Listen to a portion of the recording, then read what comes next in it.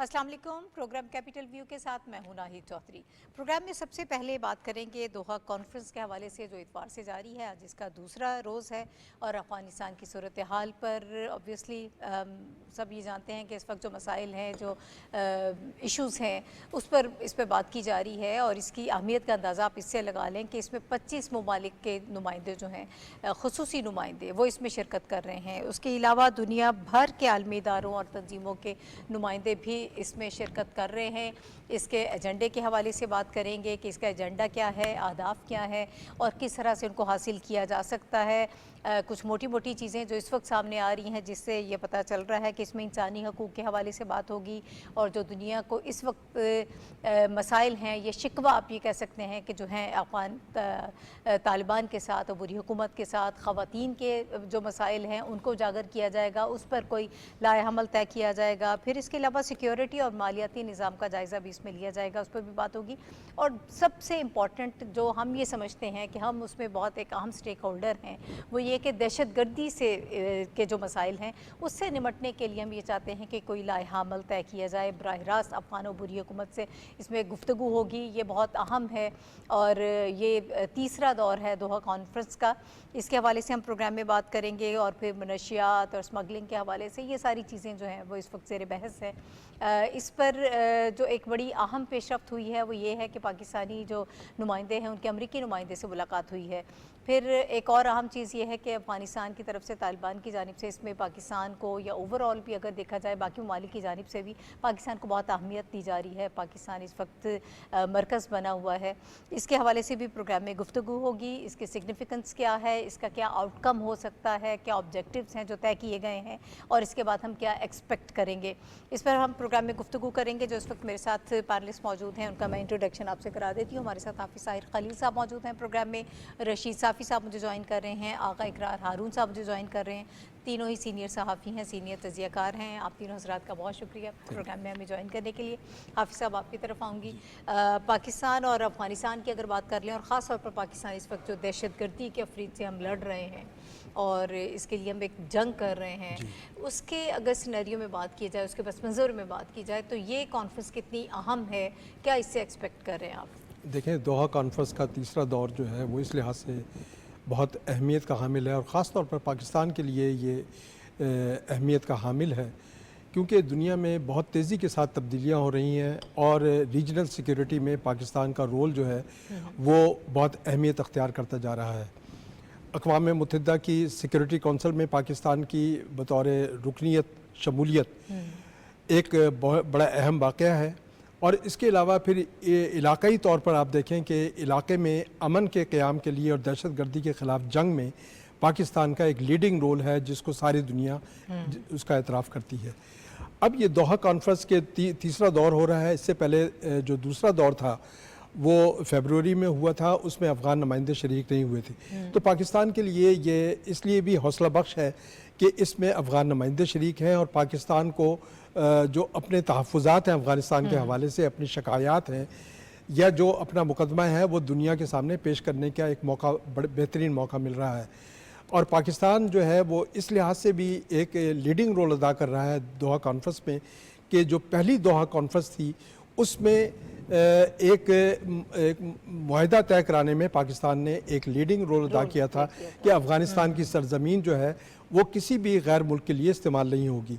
तो आज कल जब मुलाकात हुई है अमरीकी नुमाइंदे के साथ, तो उसमें इलाक़ाई सूरत हाल और ख़ास तौर पर जो सिक्योरिटी के तनाजुर में पाकिस्तान और अफ़गानिस्तान के जो ताल्लुकात हैं उस हवाले से बातचीत हुई है। ये अच्छी बात है कि पाकिस्तान और अमेरिका दोनों इस बात पर मुत्तफ़िक़ हैं कि इलाक़े में अमन के क़याम और दहशतगर्दी के ख़िलाफ़ जो है जो इक़दामात हैं वो तेज़ होने चाहिए। और इस लिहाज से अमरीकी पेशरफ्त वो एक ख़ुसूसी अहमियत के हामिल है कि अमेरिका ये चाह रहा है कि अफ़गानिस्तान में जितनी जल्दी अमन कायम होगा उससे इलाके में तामीर और तरक्की का एक नया दौर जो है शुरू किया जा सकता है। ख़ास तौर पर अफ़गानिस्तान में क़याम अमन इसलिए भी ज़रूरी है कि अफ़गानिस्तान इस वक्त जो है कॉरिडोर बन रहा है दुनिया भर के तजारती राहदारियों का, और न सिर्फ ये कि अमेरिका और यूरोप बल्कि यह है कि चीन और दीगर पूरा सेंट्रल एशिया وہ ان کی نگاہیں بھی افغانستان کی جانب ہیں، اور پاکستان یہ چاہتا ہے کہ افغانستان میں قیام امن کے جو راستے ہیں وہ جلد سے جلد کھلیں تاکہ علاقے میں ترقی اور امن کا جو دور ہے وہ جلد سے جلد شروع ہو. اور یہی وجہ ہے کہ دوحہ کانفرنس کو اس لیے بھی اہمیت کا حامل قرار دیا جا رہا ہے کہ پاکستان یہ چاہتا ہے کہ دوحہ مذاکرات کے ذریعے عالمی برادری اور خاص طور پر دوحہ مذاکرات میں شامل ملکوں کے ذریعے افغانستان پر یہ دباؤ ڈالا جائے کہ افغانستان کی سرزمین جو ہے وہ پرامن ہو، پرسکون ہو.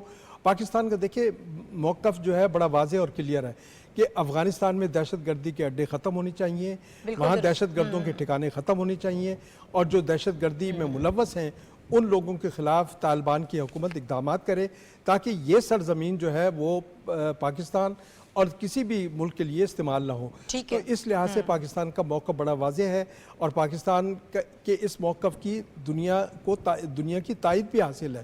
امریکہ بھی یہ چاہتا ہے کہ افغانستان میں امن قائم ہو اور افغانستان کی سرزمین کسی بھی ملک کے لیے استعمال نہ ہو تاکہ وہاں پر جو ترقی کا عمل ہے اس کو شروع کی. اور خاص طور پر یہ دیکھیں ترقی کے عمل کے لیے جو کام پاکستان کرنا چاہ رہا ہے، پاکستان نے پہلے بھی ڈیلیگیشن بھیجے ہیں، وہاں پولیس کی ٹریننگ کے حوالے سے بھی بات ہوئی ہے، وہاں بینکنگ سیکٹر کو بہتر بنانے کے حوالے سے بھی پاکستان نے ڈیلیگیشن بھیجتے رہا ہے. تو ابھی بھی پاکستان کی کوشش ہے کہ اگر وہاں امن اور افغانستان کی تعمیر و ترقی کے لیے کوئی کام شروع ہوتا ہے تو پاکستان اس میں کردار ادا کرنے کے لیے تیار ہے. ٹھیک ہے. اچھا صافی صاحب، ایک تو یہ کہ کتنی اہم آپ دیکھ رہے ہیں اس کانفرنس کو، اور دوسرا یہ ہے کہ عمومی طور پر ایسا ہوتا ہے جب پہلے اس قسم کی کانفرنسز ہوئی ہیں اس میں بڑے ہائی لیول ڈیلیگیشنز جاتے ہیں. کمپیریٹیولی اس مرتبہ ہمیں تھوڑا سا معاملہ جو ہے اس سے مختلف نظر آیا ہے. پھر طالبان حکومت کے جو مرکزی ترجمان ہیں ذبیح اللہ مجاہد، اوبویسلی وہ اس میں شریک ہیں، اس وفد کی وہ قیادت بھی کر رہے ہیں. جب انہوں نے روانگی سے قبل ایک پریس کانفرنس جب کی ہے تو اس میں انہوں نے کہا کہ افغانستان کے جو اندرونی معاملات ہیں اس پر کسی قسم کی بات چیت کی کوئی گنجائش موجود نہیں ہے. باقی جو مسائل ہیں، اقتصادی مسائل ہم حل کرنا چاہتے ہیں، اس پر بات چیت ہوگی. تو اوورآل اس کو کیسے دیکھ رہے ہیں، اس کا کیا امپیکٹ ہوگا؟ دیکھیں نا، عید افادیت کے حوالے سے تو حافظ صاحب نے آپ کو بہت تفصیل سے بتایا، اور ظاہر ہے بات چیت جس معاملے پہ ہو، مذاکرات جس معاملے پہ ہو تو اس کے نتائج بہتر ہی نکلتے ہیں. اور ہم توقع یہی کر رہے کہ دوحہ ڈائلاگ کا جو ایک تسلسل ہے، یہ اجلاس جو آج دوسرا دن ہے، اس کے بھی اچھے نتائج نکلے افغانستان کے عوام کے حق میں بھی، اور جو اس کے پڑوس میں بسنے والے ممالک ہے بلکہ اقوام عالم کے لیے اس کے نتائج اگر بہتر نکلیں گے تو اس پہ پوری دنیا کو خوشی کا احساس ہوگا. جو آپ وفد کے حوالے سے بات کر رہی ہے تو آپ بجا کے فرما رہی ہے اس سے پہلے جتنی بھی اس قسم کی ایکٹیویٹیاں ہوئی ہے تو اس میں کم از کم امیر خان متقی جو افغان عبوری حکومت کے وزیر خارجہ ہے، ان کی سربراہی میں ضرور وفود کی شمولیت ہوتی، یا کم از کم شیر محمد ستانکزئی جیسے لوگ ہیں، یا ملا شیرین جیسے لوگ ہیں، یا ملا وسیق جو ان کے انٹیلیجنس چیف ہے، ان لیول پہ لوگوں کی شمولیت ہوتی رہی ہے. لیکن ذبیح اللہ مجاہد بھی بہت پرانے رہنما ہے طالبان عبوری حکومت کے، ان کی سربراہی میں طالبان نے اس وقت مناسب سمجھا کہ ان کی سربراہی میں وفد جائے. اور کچھ اطلاعات جو مغربی میڈیا میں اور افغان میڈیا میں رپورٹ ہو رہی ہے کہ افغانستان کے اندر جو ہے کچھ سیاسی خلفشار بھی ہے، جو ان کے بیچ میں کچھ تقسیم ہے، لیکن یہ اس وقت ہمارا موضوع نہیں ہے، اس پہ کسی اور وقت بات کر لیں گے. یہ دوحہ کانفرنس میں جو بنیادی چیزیں جس کا مقاصد اور اہداف کی آپ نے بات کی، پہلا ہدف تو یہ ہے کہ دنیا یہ چاہتی ہے کہ طالبان نے دوحہ پروسیس کے آغاز میں جو دنیا سے وعدے کیے تھے، اسپیشلی انسانی حقوق کے حوالے سے، ویمن حقوق کے امپاورمنٹ اور خواتین کے حقوق کے حوالے سے، آل انکلوسیو گورنمنٹ کے حوالے سے، یہ تمام چیزیں خصوصی طور پر افغانستان کی سرزمین دوسرے ممالک کے خلاف استعمال نہ ہونے کی جو ضمانت طالبان کی اس وقت کی قیادت نے دی تھی، جو دوحہ میں موجود تھا، جو دوحہ حافظ ہے، تو وہ اس کا جائزہ اب دنیا لے رہی ہے. اور دنیا کے 25 ممالک سے جو خصوصی نمائندے آئے ہیں، جس میں امریکہ، پاکستان، ایران، قازقستان، ازبکستان، روس، انڈیا، قطر، بہت سارے ممالک، سعودی عرب جیسے اہم ممالک کے نمائندے شریک ہیں. یہ سارے ممالک طالبان سے پوچھ رہے ہیں کہ ہم آپ کے ساتھ اور خصوصاً افغانستان کے عوام کے ساتھ تعاون کرنے کے لیے تیار ہے، لیکن آپ بین الاقوامی ذمہ داریوں کو ابھی تک کیوں پورا نہیں کر پائے ہیں، اور آئندہ جو ہے آپ کس طرح پورا کرنے کی یقین دہانی یا ضمانت دے سکتے ہیں؟ اس کا مقصد تو یہ ہے۔ دوسرا مقصد اس کا یہ ہے کہ چونکہ دنیا کے کئی امدادی ادارے اور کئی ممالک براہ راست طالبان عبوری حکومت کی انسانی بنیادوں پہ مدد کر رہے ہیں، تو وہاں پہ چونکہ بینکنگ سسٹم مفلوج ہے، تو افغانستان کے بینکنگ سسٹم کو دوبارہ ایکٹیویٹ کرنے کے حوالے سے بھی بات چیت جاری ہے۔ اس وجہ سے اس مقصد کے لیے ورلڈ بینک کے نمائندے وہاں پہ موجود ہیں، جو باقی بڑے مالیاتی ادارے وہاں پہ موجود ہیں، وہ اس بات کا جائزہ لیتے ہیں کہ جب تک افغان عبوری حکومت کی آئینی اور ان کی لیجیٹیمیسی کو تسلیم نہیں کیا جاتا تو کس طرح وہاں پہ بینکنگ نظام کو فعال کیا جا سکتا ہے، کیونکہ جب کیش میں منی ٹرانسفر جو ہوتی ہے، جو وہاں پہ رقم جاتا ہے، اس میں بہت زیادہ شکایات ہے ڈونرز کو کہ وہ مستحقین کو وہ رقم نہیں پہنچ رہی ہے۔ تیسرا مسئلہ جو ہے دہشت گردی کا، جو سب سے ایک افریت ہے، جو نہ صرف افغانستان کے عوام کے لیے درد سر ہے، بلکہ پاکستان جیسے ممالک، ایران جیسے ممالک براہ راست، اور اب تو روس بھی دہشت گردوں کے دست برد سے محفوظ نہیں رہا، اور ان کے تانے بانے جو ہے افغان سرزمین سے جا کے مل جاتے ہیں۔ تو اس حوالے سے بھی دہشت گردی کے مسئلے کے حوالے سے بھی افغان عبوری حکومت سے پوچھا جا رہا ہے، اور لاہ عمل اختیار کرنے کی کوشش کی جا رہی ہے کہ کس طرح ان سلگتے ہوئے مسائل پہ قابو پایا جائے۔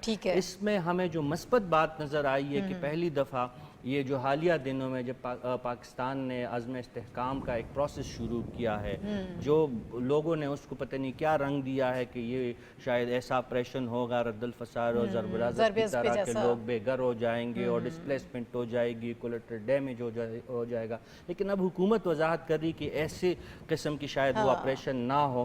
تو اس کے بعد جو افغانستان کے ساتھ ایک تناؤ کی کیفیت پیدا ہو گئی تھی، خصوصاً جو وزیر دفاع نے جو بیانات دیے تھے، حقائق پہ مبنی بیانات انہوں نے دیے تھے، اور پاکستان کے تحفظ کا جو انہوں نے اظہار کیا تھا، تو وہ اس حوالے سے ان بیانات کے بعد جو ہے افغانستان کی طرف سے بھی سخت رد عمل ہم نے نوٹ کیا۔ اب طالبان اور پاکستان کا براہ راست رابطہ ہوا ہے، پاکستان کا خصوصی نمائندہ جو ہے اپنی ٹیم کے ساتھ وہاں پہ موجود ہے، تو ایک تو ان کی براہ راست گفتگو ہوئی ہے، دوسرا یہ ہے کہ طالبان نے ایک اچھا رد عمل بھی دیا ہے۔ ذبیح اللہ مجاہد کے میں پشتو زبان میں ایک ٹویٹ دیکھ رہا تھا جس نے انہوں نے پاکستان اور ایران اور سعودی عرب کے ممالک اور باقی ممالک کے نمائندوں سے اپنی میٹنگز کو جو سائیڈ لائن پہ ہوئی ہے اس کو انتہائی اہم قرار دیا ہے، اور اس کی پاکستان کے سپورٹ کی بھی انہوں نے تعریف کی ہے۔ تو یہ ہمیں اس حوالے سے اہم لگ رہا ہے کہ پاکستان اور افغانستان کے درمیان جو تعلقات عمومی طور پر ہمیں جمود کا شکار نظر آ رہے تھے، اس میں بھی برف پگھلنے لگی ہے۔ اب تو ہم نے آنے والے وقتوں میں دیکھنا ہے کہ اس کے نتائج کس طرح پورے ہوں گے، اور وہ تبھی پورے ہوں گے کہ افغانستان کی عبوری حکومت اپنی عالمی ذمہ داریوں کا وہ احساس کرتے ہوئے اپنی ذمہ داریوں کو پورا کرنے کی کوشش کرے۔ ہم مانتے ہیں کہ ان کی استطاعت محدود ہے، ان کے پاس وسائل کم ہے، لیکن انہوں نے جو دنیا سے وعدے کیے ہیں، ایٹ لیسٹ اس جانب اپنا سفر کا آغاز کرنا ہوگا۔ باقی جب راستے میں مشکلات آئیں گی تو اس کانفرنس کا مقصد یہی ہے کہ طالبان کو بتایا جا رہا ہے کہ آپ درست سمت پہ جانا شروع کر دے۔ پاکستان سمیت تمام ممالک نے ان کو یہ بتایا کہ ہم آپ کے ساتھ ہیں۔ ٹھیک ہے۔ اچھا آغا صاحب، ایک تو ہم اہداف کی بات کر رہے ہیں کہ اس وقت اس کے آبجیکٹیوز کیا ہیں، نو ڈاؤٹ ان اٹ کہ بہت امپورٹنٹ ہے۔ اب اگر ہم طالبان کی بات کرتے ہیں، انہوں نے جو وعدے کیے تھے پوری دنیا سے، اس پہ ہمیں عمل درآمد ہوتا ہوا نظر نہیں آیا۔ ہم لوگ خود اس بات کا شکار ہیں، ان کی طرف سے یہ کہا گیا تھا کہ ہماری سرزمین جو ہے وہ کسی بھی ہمسایہ ملک کے لیے استعمال نہیں ہوگی، اور ہمارے ہاں جو دہشت گردی ہے اس میں کوئی دو رائے نہیں ہے کہ اس کے کہاں تانے بانے ملتے ہیں، ہمیں نظر آتے ہیں۔ ابھی بھی ہمیں کوئی پازیٹیو جسچر صافی صاحب اس کی بات کر رہے ہیں کہ نظر آ رہا ہے ان کی طرف سے، یہ ایک اچھی بات ہے، خوشائند بات ہے، ہم بھی ایک اچھے ماحول میں چیزوں کو آگے لے کر بڑھنا چاہتے ہیں، لیکن کیا ایکسپیکٹیشنز ہو سکتی ہیں اس کانفرنس سے؟ بہت شکریہ جی۔ دیکھیں بات یہ ہے کہ اگر آپ پہلا راؤنڈ دیکھیں تو اس میں تو اب جیسے کہ ذکر بھی ہوا ہے کہ جو پہلی 2 کانفرنسز ہوئی جی، تھی ہاں۔ اس میں افغان طالبان موجود نہیں تھے. ایک میں شاید بلایا نہیں گیا تھا, دوسرے میں انہوں نے انکار کر دیا تھا. تو پہلا جو اس میں آپ کہہ سکتے ہیں کہ جو پہلا فیز تھا اس میں تو اگر دیکھا جائے تو کامیابی افغان طالبان کی ہوئی ہے. ایجنڈا انہوں نے سیٹ کیے ہیں بیٹھ کر کہ کیا ہوگا اور کیا نہیں ہوگا گفتگو میں. سیکنڈلی انہی کی بات مان کے جو آپ کہہ سکتے ہیں کہ رائٹ آرگنائزیشنز ہیں یا سول سوسائٹی آرگنائزیشنز ہیں ان کو نہیں بلایا گیا. اور ٹیکنیکلی اسپیکنگ وہاں پہ اب صرف اور صرف طالبان ہوں گے جو ریپرزینٹ کر رہے ہوں گے افغانستان کو. تو اس میں اگر دیکھا جائے تو پہلے فیز میں تو ان کو بہت بڑی اچیومنٹ ملی.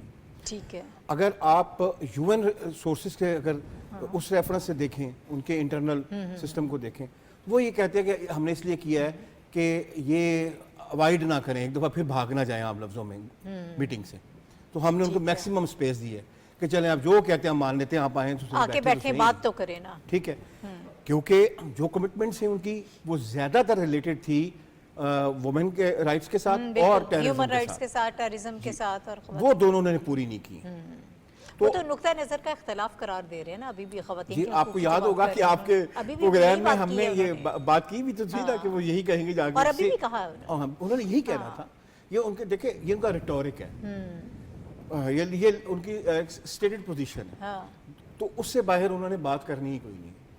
تو اگر آج یہ بات وہ کہہ رہے ہیں کہ یہ ان کا اپنا کسٹمز ہیں اور ٹریڈیشنز ہیں, تو جب دوحہ میں بیٹھے ہوئے تھے, جب یہ طے ہو رہا تھا withdrawal of the U S forces, تب یہ کیوں نہیں تھی؟ تب انہوں نے کیوں مانا پھر؟ اگر یہ میں مان لوں ان کی بات کہ this is their stated position historical perspective میں, سوشل پرسپیکٹو میں, تو پھر جب دوحہ میں ڈیسیژنز ہو رہے تھے تب انہوں نے کیوں مانا, تب کیوں تسلیم کیا انہوں نے کہ جی ہم یہ کر لیں گے. اینی ہاؤ ان کی وہ مرضی. اب دیکھنا یہ ہے کہ ہماری کیا ایشوز ہیں. ہمارے ایشوز وہی ہیں جو کہ ڈیفنس منسٹر نے بہت کیٹاگوریکلی بتا دی ہیں, اور ہم نے اب یہ دیکھنا ہے کہ دیکھیں ہر کنٹری کا یہ حق حاصل ہے کہ وہ اپنے آپ کو پروٹیکٹ کرے. افغانستان کی جو لیڈرشپ ہے اس نے افغانستان کے اپنا پروٹیکٹ کرنا ہے. آپ کہہ سکتے ہیں کہ جو انٹرسٹ ہیں ہم نے اپنے کرنا ہے. دیکھنا یہ ہے کہ کیا ان کو اس دوحہ سے 2 یا 3 چیزیں ملتی ہیں کہ نہیں ملتی ہیں. ایک جو امپورٹنٹ چیز ہے جس کا ذکر صاحب صاحب نے بڑا ڈیٹیل کر دیا ہے, وہ سوئفٹ سسٹم کے ساتھ لنک اپ ہو. آل دو کہ ویسے دیکھا جائے تو سوئفٹ سسٹم جو ہے وہ ایک سودی نظام پہ بیس کرتا ہے جس سے وہ لنک اپ ہونا چاہ رہے ہیں, لیکن اینی ہاؤ پیمنٹس کا معاملہ ہے اور اس کی وجہ سے وہاں پہ انویسٹمنٹس نہیں آ رہے. دوسری بات یہ ہے کہ وہ کیش چاہتے ہیں, جو ان کے $9 بلین پڑے ہوئے ہیں وہ ریلیز کریں. اور تھرڈ ان کی یہ ہے کہ آپ افغانستان کے معاملات میں کوئی نہ بولے. اندرونی طور پہ جو افغانستان کے معاملات ہیں بڑا کیٹیگوریکلی اچھا انہوں نے اندرونی کہا اس میں گنجائش نہیں ہے. انہوں نے کہا اندرونی سے مراد اب ان کی ہوگی کہ یہ بھی اندرونی ہے, وومن رائٹس بھی اندرونی ہے, اگر لا اینڈ آرڈر خراب ہو رہا ہے یہ بھی اندرونی ہے, اگر یہاں پہ ٹیررسٹ آ کے بیٹھے ہوئے یہ بھی اندرونی ہے. وہ سارے معاملات پھر ان کے اندرونی ہوں گے. یہ ہیں ایسی ساری چیزیں. تو کیا دنیا ان کے اندرونی معاملات میں نہ بولنے کی کمٹمنٹ دیتی ہے؟ نا, یہ اب دیکھنا دس از دی کویسچن. بالکل. اب آگے چیزیں کس طرح سے بڑھیں گی اس پر اب ہم نے بالکل دیکھنا ہے. بہرحال میں آپ کی طرف آتی ہوں, حافظ صاحب کچھ کہنا چاہ رہے ہیں, لیکن مجھے ایک مختصر سا بریک لینا ہے. بریک کے بعد جب ہم واپس آئیں گے تو اس گفتگو کو یہیں سے کنٹینیو کریں گے. ہمارے ساتھ رہیے گا.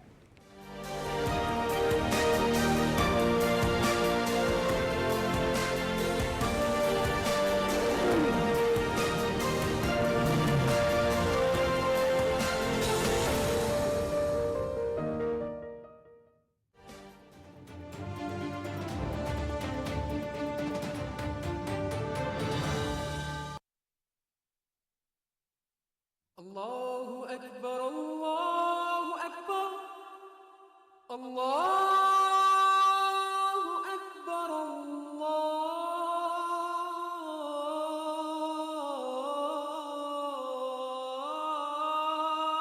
الله أكبر أشهد أن لا إله إلا الله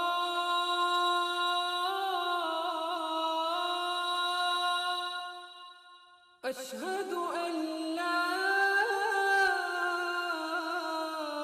إله إلا الله أشهد أن محمد محمد رسول الله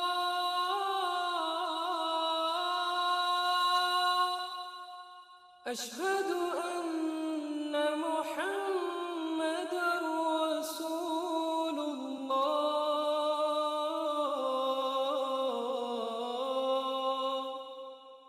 حي على الصلاة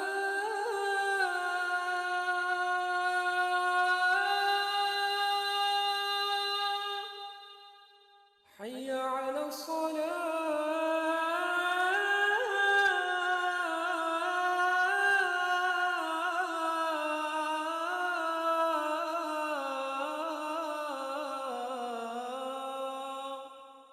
حي على الفلاح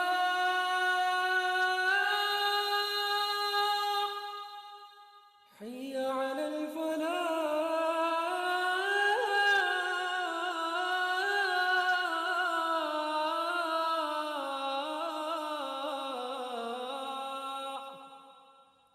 الله أكبر الله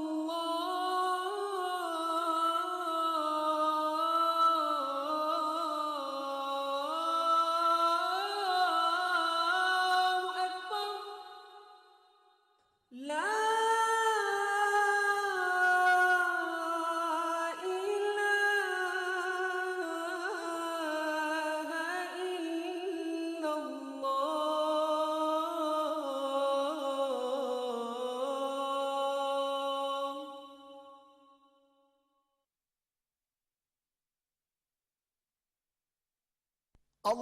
اللهم صل على محمد وعلى آل محمد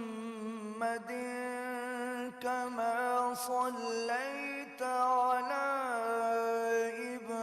إبراهيم وعلى آل إبراهيم إنك حميد مجيد اللهم بارك على محمد وعلى آل محمد كما باركت على إبراهيم وعلى آل إبراهيم إنك حميد مجيد.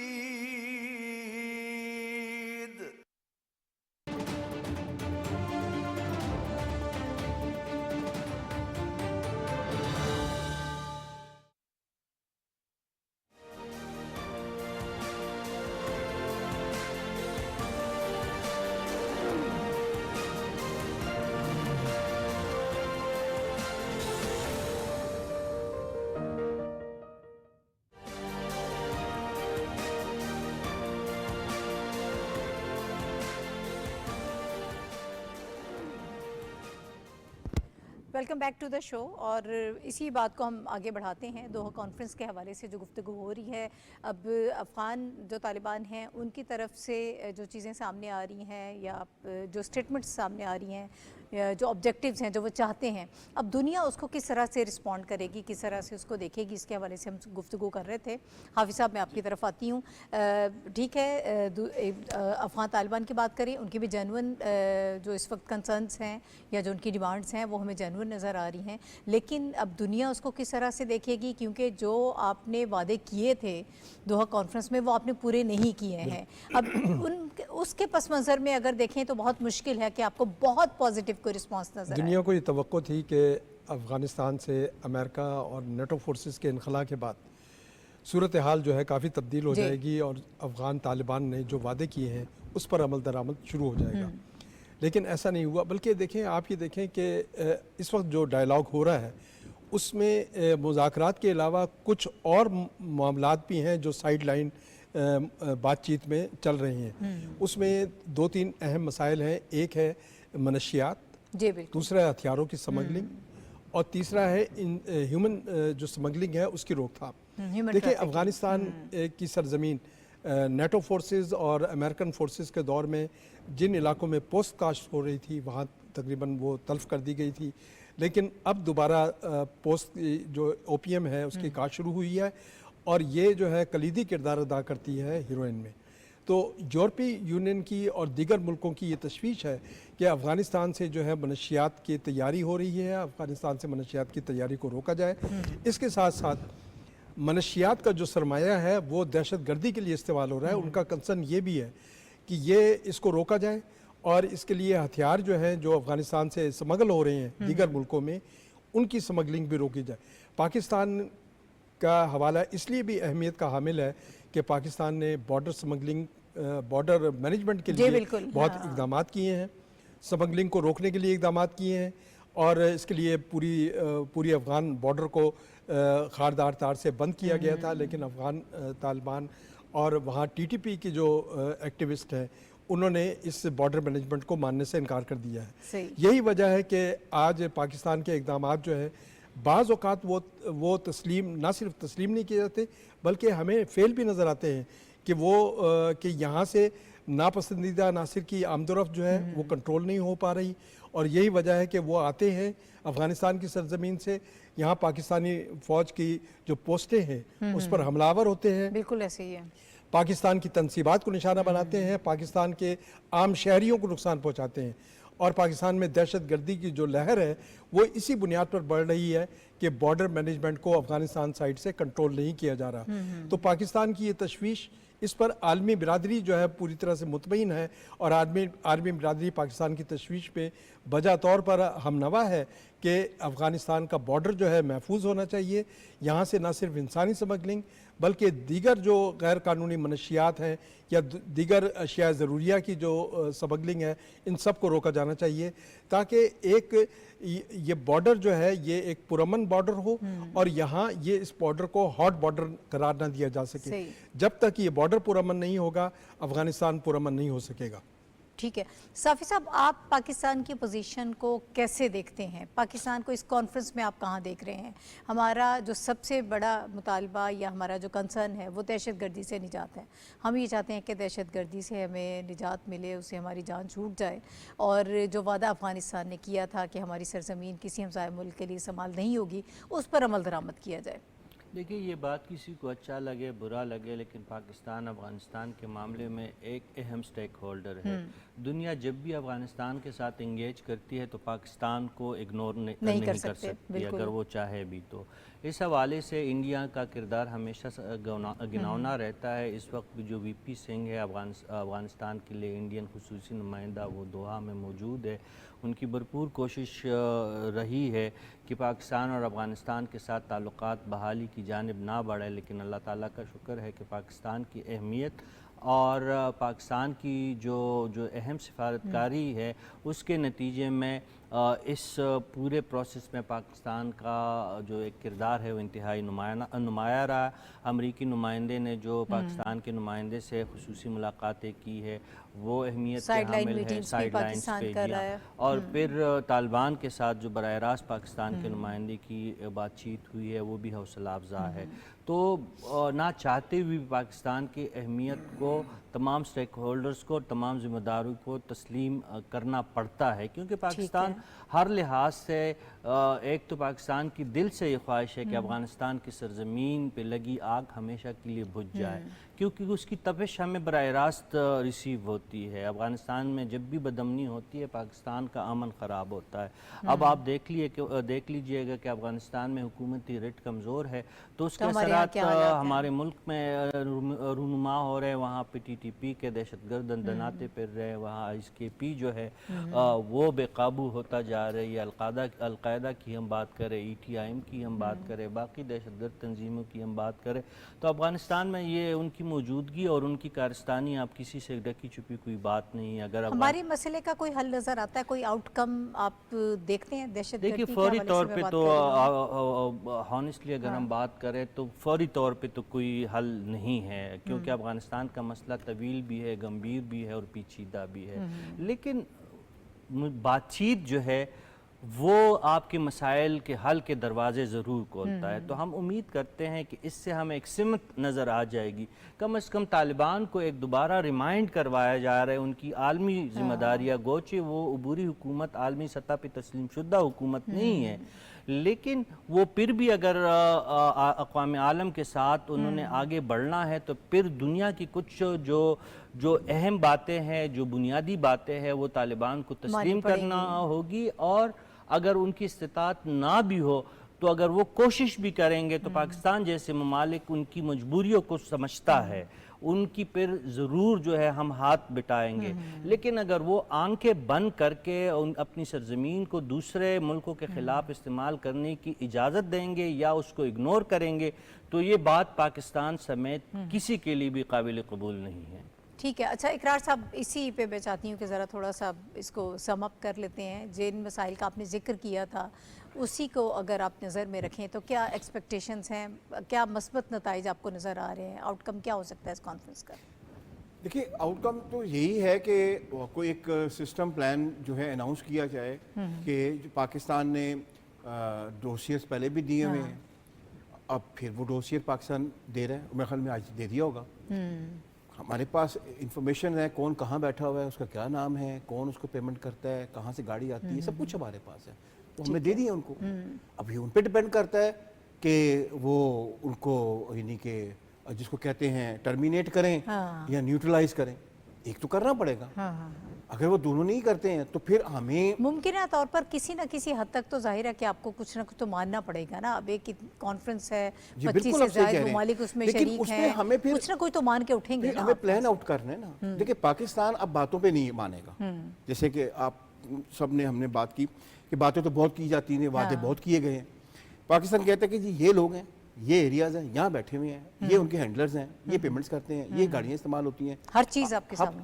سب کے پاس. اگر ہمارے پاس تو ان کو کیوں نہیں پتہ؟ سمپل سی بات ہے نا. تو آپ ان کو ہمیں دے دیں یا مار دیں یا ہمارے حوالے کر دیں. کچھ ایک تو کچھ کریں نا. اگر آپ ان کو صرف یہ یہاں یعنی کہ اندازہ لگائیں کہ کم از کم افغان طالبان اتنا تو کر سکتے ہیں کہ ان کو پاکستان کے جو بارڈرنگ ایریا ہے اسے تھوڑا پیچھے دھکیل دیں کہ بھائی ٹھیک ہے آپ ہمارے بھائی ہیں، دوست ہیں، آپ نے ہمارے ساتھ جنگ لڑی بھی ہے، ذرا آپ پیچھے کی طرف چلے جائیں، نارتھ والی سائڈ پہ چلے جائیں، ادھر ضرور آگے بیٹھنا ہے. ٹھیک ہے، کچھ تو کریں. اس سے پہلے اس کے علاوہ ہمیں فائدہ کوئی نہیں. اور جب آپ کی خواہش بھی ہے ایک تو یعنی تسلیم کرنا تو ایک بہت بڑی بات ہے کہ آپ یہ چاہتے ہیں کہ ہمارے مسائل حل کرنے کے لیے ہمارا ساتھ دیں، افغان عوام کو نہ چھوڑیں، مغربی دنیا سے ممالک سے تعلقات آپ بڑھانا چاہتے ہیں تو پھر ظاہر ہے کہ یہ بھی خواہش ہے کہ پاکستان کی مدد کر رہا ہے، ان کی یہ بھی خواہش ہے کہ پاکستان کو اپنا ہیلپ دے تو پھر یہ چیزیں کر دینا. یہ میں نہیں کہہ رہا ہوں کہ خواہش نہیں ہے. ان میں یعنی کہ بہت سارے وہ پاکستان سے بڑی محبت کرنے والے لوگ ہیں، لیکن وہ محبت ہمیں گراؤنڈ پہ نظر نہیں آ رہی ہے. اس کی ایک اور بھی بہت بڑی وجہ ہے. بات یہ ہے کہ ایک ریسنٹلی ایک رپورٹ میرے نظر سے گزری کہ 3600 ارب روپے کا والیوم ہے جو کہ اپنا سمگلنگ ہوتی ہے ایران اور افغانستان بارڈر سے. 3600 ارب روپے کی سمگلنگ، جس میں ویپن، نارکو اور ہاؤس ہولڈ کی سمگلنگ شامل نہیں ہے. اگر آپ کیونکہ اس کی ہمارے پاس ڈاکومنٹس ہی نہیں ہیں، باقی تو ہم نے اکٹھے کر لی ہیں. اب دیکھیں اتنا بڑا بزنس ہو رہا ہے. اگر یہ آپ کے بارڈر نارملائز ہوتے ہیں اور پاکستان ایک ہارڈ سٹیٹ بنتا ہے اور سافٹ سٹیٹ سے باہر نکلتا ہے تو لوگوں کو نقصان ہوگا 3600 بلین کا. اس لیے بہت سٹیک ہولڈرز ہیں وہ جاتے ہیں کہ یہاں پہ جنگ جاری رہے، یہاں پہ انفلٹریشن جاری رہے، کیونکہ انفلٹریشن سے مراد ہے کہ opening of the border towards Pakistan. ٹھیک ہے. بہرحال جب اعلامیہ اس کا آئے گا تو پھر ہم زیادہ بہتر طریقے سے اس پہ گفتگو ہو پائے گی. ابھی تو سارے امکانات ہیں، ممکنات میں سے ہیں کہ کیا ہو سکتا ہے. جو چیزیں وہاں پر اہداف طے کیے گئے ہیں، جو ڈسکشنز ہوں گی، اس پر دوبارہ بھی بات ہوگی. ابھی ہم تھوڑا سا پاکستان کے معاشی حالات کے حوالے سے چاہتے ہیں کہ تھوڑی سی گفتگو کر لیں. بجٹ کے بعد کے جو معاملات ہیں ان کو تھوڑا سا دیکھتے ہیں کہ اس وقت کیا سچویشن ہے. وزیر اعظم صاحب بارہا یہ کہہ چکے ہیں کہ بہت مشکل حالات میں ہم نے یہ بجٹ طے کیا ہے اور IMF کے ساتھ مل کر اس بجٹ کو بنانا ایک بہت مشکل ٹاسک تھا، لیکن ہم نے بھرپور کوشش کی کہ جس حد تک ہم ریلیف پہنچا سکتے ہیں لوگوں کو پہنچائیں. اس میں سیلریڈ کلاس کو اور کچھ اور لوگوں کو ہم نے ریلیف دینے کی کوشش کی ہے. لیکن جب یہ پیکج ہم حاصل کر لیں گے IMF کے ساتھ جو اس وقت ہمارا چل رہا ہے، تو اس کے بعد ہم اس پوزیشن میں ہوں گے کہ زیادہ بہتر طریقے سے عوام کو کچھ ریلیف فراہم کر سکیں. اس کے علاوہ کچھ رپورٹس بھی ہیں جو اس وقت ہمیں یہ سجیسٹ کر رہی ہیں. عالمی بینک کی ایک رپورٹ یہ بتا رہی ہے کہ پاکستان کی جو اس میں معیشت کے حوالے سے اگر بات کریں تو نمو میں بہتری آئی ہے. اسٹاک ایکسچینج کی بات کر لیں تو 79,000 پوائنٹس جو ہے وہ اس کو ٹچ کر رہا ہے. یہ بھی ایک اچھی خبر ہے. ایکسپورٹس میں بھی اضافے کی خبریں ہمیں مل رہی ہیں. اوور آل ٹیکس نیٹ میں زیادہ سے زیادہ لوگوں کو لانے کی کوشش کی جا رہی ہے، اور اب یہ کہا جا رہا ہے کہ اس میں عام لوگ جو پہلے اس میں شامل ہیں صرف وہ اس کا حصہ نہیں ہوں گے، اشرافیہ کو بھی اس کا حصہ بنایا جائے گا اور اس پر فوکس کیا جائے گا. یہ ہمارے پاس ایک ہمیشہ سے ایک خواہش رہی ہے کہ ٹیکس نیٹ میں زیادہ سے زیادہ لوگوں کو لے کر آئیں اور ایک ایسا نظام مرتب کریں کہ جس میں تمام لوگ شامل ہوں. اور FPR کا بھی یہ کہنا ہے کہ جو ان کے ٹیکس نیٹ کے حوالے سے جو ٹارگٹس سے اسی کے حوالے سے اگر بات کریں تو اس میں کافی زیادہ لوگوں کو شامل کر لیا گیا ہے. میں اسی پر چاہتی ہوں کہ ذرا ہم تھوڑی سی اپنی ڈیبیٹ کریں. حافظ صاحب، اس وقت جو سچویشن ہے اس کو آپ دیکھیں، جو معاملات ہیں IMF کے ساتھ بیٹھ کر بجٹ بنانا یقیناً ایک بہت مشکل کام تھا، لیکن دوسری طرف ظاہر ہے کہ پبلک کی ایک ڈیمانڈ ہوتی ہے. عوام جو ہے وہ یہ چاہتے ہیں کہ ہمیں ریلیف فراہم کیا جائے. انہیں یہ آپ کی شرح نمو میں کتنی بہتری آئی ہے، ایکسپورٹس میں کتنا اضافہ ہوا ہے، لوگوں کو اس بات کی سمجھ نہیں آتی. وہ یہ چاہتے ہیں کہ ٹرکل ڈاؤن افیکٹ نظر آنا چاہیے. انہیں کتنا ریلیف ملا. جی اصل بالکل. بات یہ ہے توقعات بہت زیادہ ہوتی ہیں. بجٹ جو ہے آج سے انفورس ہو چکا ہے، اور نئے مالی سال کے بجٹ میں جو اہداف مقرر کیے گئے تھے اس سے پہلے دیکھیں حکومت نے ایک معاشی ایجنڈا طے کیا تھا، اور معاشی ایجنڈے کے تحت یہاں پر اس ایک جامع اصلاحات جو ہیں وہ مختلف شعبوں میں لائی گئیں. خاص طور پر معیشت کی بحالی کے لیے حکومت نے جو اہداف مقرر کیے تھے، حکومت جو ہے جب سے یہ میاں شہباز شریف صاحب کی حکومت اقتدار میں آئی ہے، اس کا اولین ترجیحی ایجنڈا یہی تھا کہ معیشت کو بحال کیا جائے اور پاکستان کو معاشی طور پر مستحکم بنایا جائے. تو جو ہمارا بجٹ ہے وہ بھی انہی اہداف کا آئینہ دار اس لحاظ سے نظر آتا ہے کہ ہم نے تجارتی خسارے کو کم کرنے میں کچھ کامیابی حاصل کی ہے. ہم نے پاکستان کی جو برآمدات ہیں، خاص طور پر ہم دیکھ رہے ہیں کہ IT کی برآمدات جو ہیں وہ اسپیشلی ان میں اضافہ ہو رہا ہے بتدریج. اس کے ساتھ ساتھ ہم دیکھیں کہ حکومت نے یہ وعدہ کیا تھا کہ اخراجات میں کمی کی جائے گی. پرائم منسٹر نے وہ تمام شعبے اور اس کا آغاز کیا ہے PWD سے کہ وہ تمام ادارے جو خسارے کا شکار ہیں، جہاں کرپشن بہت زیادہ ہو رہی ہے، ان کو ختم کیا جائے گا، اور اس کا آغاز بھی ہو چکا ہے. اور اس سلسلے میں 81 اداروں کی نشکاری بھی ہو رہی ہے، جس میں PIA بھی شامل ہے. اور اب PIA کے لیے کہا جا رہا ہے، آج ہی اناؤنسمنٹ آئی ہے کہ PIA کی پری بڈنگ جو کمپنیز ہیں ان کو موقع دیا جا رہا ہے کہ ان بات چیت کریں اور ان مقامات کا دورہ کریں جہاں PIA کی انسٹالیشنز موجود ہیں. تو یہ ایک عملی اقدامات ہیں حکومت کے اخراجات میں کمی اور اپنی آمدن بڑھانے کے سلسلے میں. پھر ایک جو خوشائند یہ کہا جا رہا ہے کہ اشرافیہ جو ہے، خاص طور پر پرائم منسٹر نے اپنی کیبنٹ کے ممبران سے بھی کہا ہے کہ وہ کفایت شعاری کی طرف بڑھیں. اور یہی وجہ ہے کہ اب اناؤنسمنٹ یہ آئی ہے کہ وزراء جو ہے بیشتر وزراء جو ہے تنخواہ نہیں لے رہے، اور اسی طرح ان کے سفری اخراجات بھی جو ہیں ان میں بھی کمی کی گئی ہے. تو حکومت کی طرف سے جو اقدامات ہوئے ہیں اس کا نتیجہ یقیناً یہ ہے کہ عام لوگوں پر پڑتا ہوا نظر آنا چاہیے. لیکن اصل مسئلہ یہ ہے کہ ہمارے ہاں بجلی، گیس اور پیٹرولیم کی مصنوعات جو ہیں وہ جب مہنگی ہوتی ہیں تو اس کا اثر براہ راست عوام پر پڑتا ہے. تو اس کے لیے بھی پرائم منسٹر نے اور کوشش یہ کی گئی ہے بجٹ میں کہ ہم بجٹ میں جو IPPs کی بجلی ہے اس کو کم سے کم استعمال کریں تاکہ اس لوگوں پر بوجھ جو ہے کم ہو جائے. اور اس کے لیے جو سولر پینلز ہیں ان کو فری کیا گیا ہے، ڈیوٹی فری کیا گیا ہے. اور اسی طرح پرائم منسٹر نے IPPs سے بھی کہا ہے کہ وہ گیس پر انحصار کو کم کریں اور زیادہ جو ہے کوئلے کی طرف بڑھیں تاکہ اس کی بجلی سستی ہو اور لوگوں تک سستی بجلی ملے. اور اس کے ساتھ ساتھ آپ یہ دیکھیں کہ حکومت کی جانب سے زر مبادلہ کے ذخائر میں یہ اضافے کی بات کی گئی تھی، تو تقریباً $5 بلین جو ہیں وہ اضافہ ہوا ہے، اب $9 ارب کے قریب پہنچ گئے ہیں. اسی طرح جو اہداف مقرر کیے گئے تھے کہ ہم معیشت کی بحالی کے سلسلے میں اور عام لوگوں کو ریلیف دینے کے سلسلے میں جو اقدامات کیے جائیں گے اس میں خاص طور پر کم تنخواہ دار طبقہ، اس کے لیے یہ اناؤنسمنٹ جو یہ اس کو سراہا گیا ہے کہ 32,000 سے تنخواہ جو ہے 37,000 کی گئی ہے، یا یوٹیلیٹی سٹور پر جو اشیاء صرف ہیں ان کے لیے پرائم منسٹر کے پیکج میں مزید توسیع کی جا رہی ہے. یہ وہ تمام اقدامات ہیں جس سے عام لوگوں کو یقیناً استفادہ ہوگا. لیکن سر وقت کم ہے، میں چاہتی ہوں کہ صافی صاحب اور اقرار صاحب کو بھی شامل کر لیتی ہوں. صافی صاحب بہت ساری چیزیں حافظ صاحب نے بتا دی ہے کہ اس وقت جو اقدامات کیے جا رہے ہیں مزید بولنے کی تو گنجائش نہیں رہی. لیکن آپ بیرونی سرمایہ کاری کے حوالے سے بات کر سکتے ہیں کہ انویسٹمنٹ ہماری بڑی خواہش رہی ہے. ہمیں ایک بات سمجھنی چاہیے کہ پاکستان کی معاشی صورتحال اب بھی نارمل نہیں ہے. ہم ایک بہت بڑے جھٹکے سے ہو کے گزرے ہیں. یہ بجٹ کوئی روایتی بجٹ یا عمومی بجٹ نہیں تھا. بہت مشکل صورتحال میں اس بجٹ کو ترتیب دیا گیا ہے، اور یہ تو وزیر اعظم صاحب نے پہلے ہی دن سے کہہ دیا تھا کہ کڑوے گوند پینے کے لیے عوام کو تیار ہونا چاہیے. اور ہم تسلیم کرتے ہیں اور حکومت بھی یہ تسلیم کرتی ہے کہ اس وقت پہ مہنگائی کی شرح جو کم ہوئی ہے لیکن اب بھی ناقابل برداشت ہے عوامی سطح پہ. اور اس کا ایک ہی حل ہے کہ مہنگائی کا جو نیچرل پروسیس ہے وہ آپ روک نہیں سکتے. اس کا حل یہ ہے کہ آپ نے قوت خرید کو بڑھانا ہے. ایک حل یہ ہے. دوسرا حل ریاست نے اگر اپنی آمدن بڑھانی ہے تو اپنے اخراجات کم کرنے ہیں، اور اپنی آمدن بڑھانی ہے اس کے لیے کیا کرنا ہے کہ آپ نے برآمدات کو بڑھانا ہے اور درآمدات اس کو کم کرنا ہے تاکہ آپ کو کم سے کم ڈالر خرچ کرنے پڑے. یہ تمام چیزیں اس وقت چل رہی ہے. اور جو آپ بیرونی سرمایہ کاری کی بات کر رہی ہے تو SIFC اس کے لیے سرگرم ہے، اور وزیر اعظم صاحب جا رہے ہیں 3 سے 4 کو SCO کے انتہائی اہم کانفرنس میں قازقستان استانا میں. وہاں پہ ان کو ایک دفعہ پھر شاید ان کو موقع ملے کہ وہ چینی صدر شی جی پنگ سے ملے. اور شی جی پنگ آپ جانتے ہیں کہ وہ پہلے وزیر اعظم صاحب کا دورہ اس حوالے سے بیرونی سرمایہ کاری کے حوالے سے انتہائی کامیاب رہا، اور اب چین کے کہنے پہ ہم بہت کچھ سیکیورٹی کے حوالے سے بھی کر رہے ہیں. اور اس میں ایک چھوٹی سی بات جو اہم ہے، مودی صاحب اس CO کانفرنس میں نہیں جا رہے.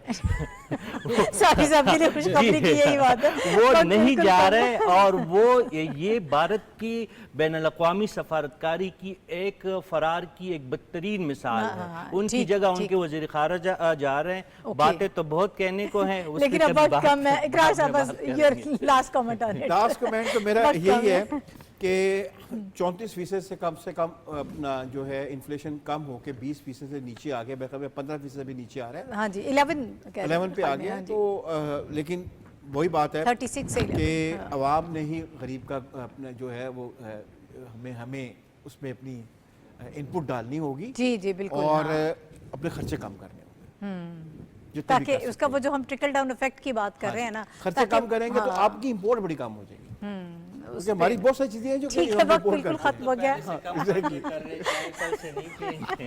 آپ نہیں پی رہے، چائے آئی ہے. بہت شکریہ حافظ طاہر خلیل صاحب، رشید صافی صاحب اور آغا اقرار ہارون صاحب میرے ساتھ موجود تھے. آپ تینوں حضرات کا بہت شکریہ. ناظرین پروگرام کا وقت ختم ہو گیا. کل انشاءاللہ دوبارہ آپ سے ملاقات ہوگی. اجازت دیجیے. اللہ حافظ.